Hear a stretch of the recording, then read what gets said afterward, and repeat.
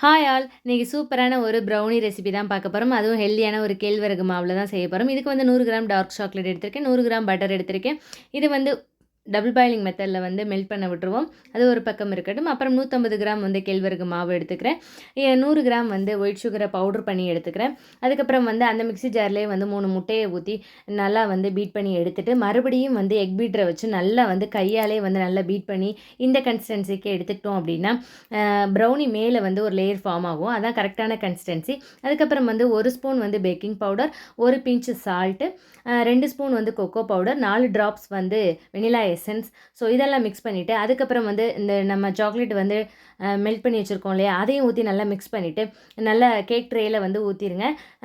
நல்லா வந்து ஊற்றிட்டு அதுக்கப்புறமேல மேலே நட்ஸ்லாம் தூவிட்டு எடுத்திங்கன்னா இந்த மாதிரி சூப்பராக இருக்கும். கட் பண்ணும்போது பார்த்தீங்கனாலே தெரியும், அவ்வளோ க்ரன்ச்சியாக மேலே இருக்கும், உள்ளே வந்து நல்லா சாஃப்ட்டாக இருக்கும். இதுதான் கரெக்டான கன்சிஸ்டன்சி. மறக்காம நம்ம சேனலை சப்ஸ்கிரைப் பண்ணிக்கோங்க. Thank you all.